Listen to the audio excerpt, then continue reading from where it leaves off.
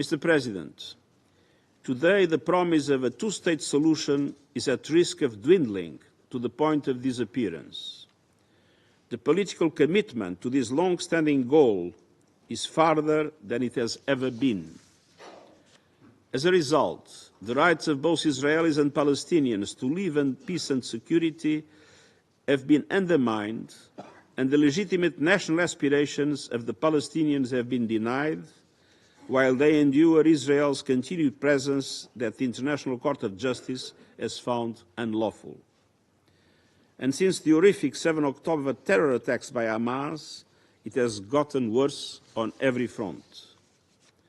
First, the unrelenting conflict and devastation in Gaza, including the utterly inhumane conditions of life imposed on its people, who are repeatedly coming under attack, confined to smaller and smaller spaces, and deprived of life-saving relief.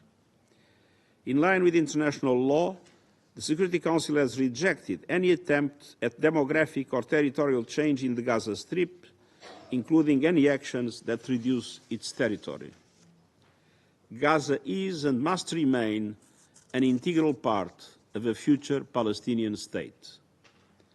Second, in the occupied West Bank, including East Jerusalem, Israeli military operations and the use of heavy weaponry in residential areas, forcible displacement, demolitions, movement restrictions, and settlement expansion are dramatically altering demographic and geographic realities. Palestinians are being contained and coerced, contained in areas that are subject to increasing military operations and where the Palestinian Authority is under growing pressure, and coerced out of areas where settlements are expanding. Third, settler violence continues at alarmingly high levels in a climate of impunity, with the entire Palestinian communities facing repeated assaults and destruction, sometimes abetted by Israeli soldiers. Palestinian attacks against Israelis in both Israel and the occupied West Bank also continue.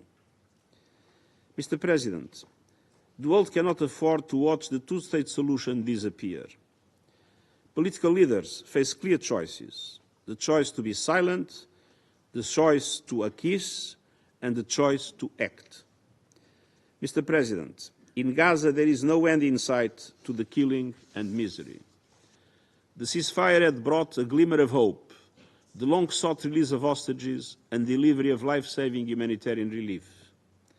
But those embers of opportunity were cruelly extinguished with the shattering of the ceasefire on 18 March. Since then, almost 2,000 Palestinians have been killed in Gaza by Israeli strikes and military operations, including women, children, journalists, and humanitarians. Hamas also continues to fire rockets towards Israel indiscriminately, while the hostages continue to be held in appalling conditions. The humanitarian situation throughout the Gaza Strip has gone from bad to worse to beyond imagination. For nearly 2 full months, Israel has blocked food, fuel, medicine, and commercial supplies, depriving more than 2 million people of life-saving relief, all while the world watches. I am alarmed by statements by Israeli government officials about the use of humanitarian aid as a tool for military pressure. Aid is non-negotiable. Israel must protect civilians and must agree to relieve schemes and facilitate them. I salute the women and men of the United Nations and all other humanitarian workers, especially our Palestinian colleagues, who continue to work under fire and in incomprehensibly difficult conditions. And I mourn all of the women and men of the United Nations who were killed, including some with their families. The entry of assistance must be restored immediately. The safety of UN personnel and humanitarian partners must be guaranteed, and UN agencies must be allowed to work in full respect of humanitarian principles: humanity, impartiality, neutrality, and independence. There must be no hindrance in humanitarian aid, including through the vital work of UNRWA.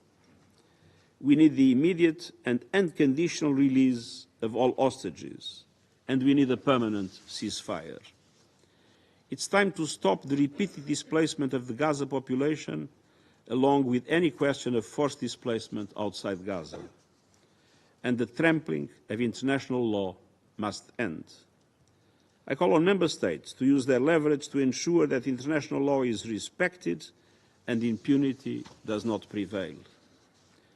This includes for the 19 March incidents for which Israel has now acknowledged responsibility in firing on a UN guest house, killing one colleague and injuring 6 others, the 23rd March killing of paramedics and other rescue workers in Rafah, as well as many other cases. There must be accountability across the board.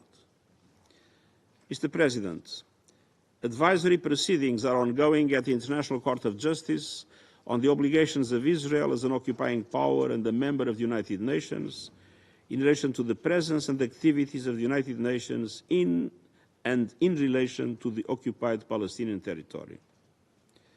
In February, the United Nations Legal Council submitted a written statement to the Court, and yesterday she made an oral statement before the Court, both of which on my behalf.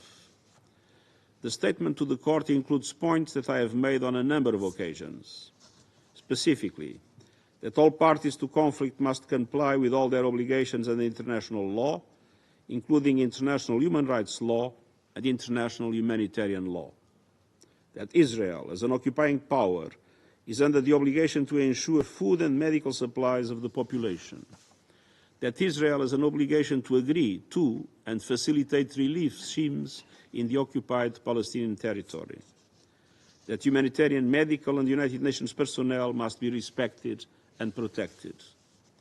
And I emphasize the obligation under international law to respect the privileges and immunities of the United Nations and its personnel, including the absolute inviolability of United Nations premises, property and assets, and the immunity from legal process of the United Nations. Such immunities applies to all UN entities in the occupied Palestinian territory, including UNRWA, a subsidiary organ of the General Assembly. I call on Member States to fully support all of these efforts. Mr. President, in this period of turmoil and transition for the region, Member States must spell out how they will realize the commitment and promise of a two-state solution. This is not a time for ritualistically expressing support, ticking a box and moving on. We are past the stage of ticking boxes. The clock is ticking. The two-state solution is near a point of no return. The international community has a responsibility to prevent perpetual occupation and violence. My call to Member States is clear and urgent. Take irreversible action towards implementing a two-state solution. Do not let extremists on any side undermine what remains of the peace process. The high-level conference in June, co-chaired by France and the Kingdom of Saudi Arabia, is an important opportunity to revitalize international support. I encourage Member States to go beyond affirmations and to think creatively about the concrete steps they will take to support a viable two-state solution before it is too late. At the same time, the Palestinian Authority needs stepped-up and sustained support, politically and financially, and this is crucial to ensure the continued viability of Palestinian institutions, consolidate ongoing reforms, and enable the PA to resume its full responsibilities in Gaza.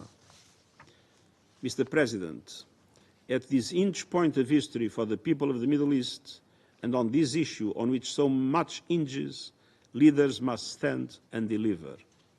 Show the political courage and exercise the political will to make good on this central question for peace, for Palestinians, Israelis, the region, and humanity. Thank you.